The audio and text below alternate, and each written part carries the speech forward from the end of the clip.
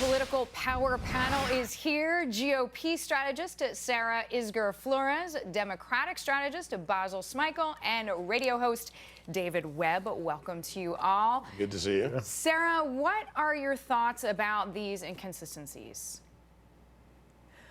Well, I don't think it comes as a huge shock that Hillary Clinton wasn't telling the truth. She changed her story several times over the last year. I think the most damning element is the missing emails. She turned over 30,000 emails, but she destroyed more emails than that. And we now know that there are time gaps where we're supposed to believe that she sent no emails for an entire foreign trip sometimes.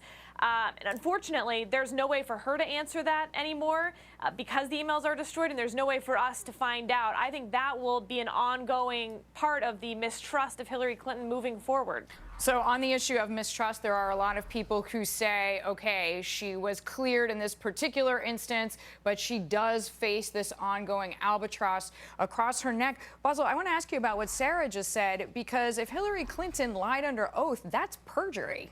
How do you see that for a candidate in November? There's no proof that she lied under oath. Right, just quoting Sarah. There's no proof that she lied under oath, number one, and the director said that this investigation is over. So I'm not going to deal in hypotheticals. The investigation is over.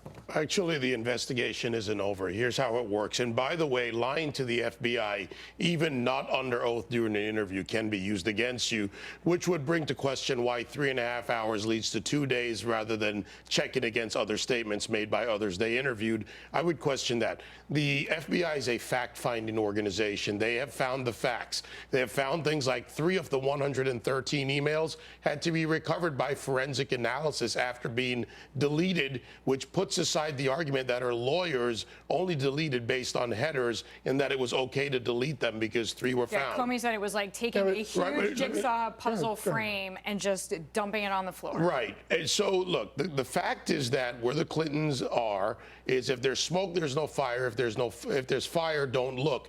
We have lies by the former Secretary of State, and it's sad that you have to call it what it is. We have even AP fact-checking her versus the investigation. She has lied to the American people. She has deflected at times. They have now been proven false. Now it is a political process. To your point, it's likely over. Loretta Lynch will not prosecute.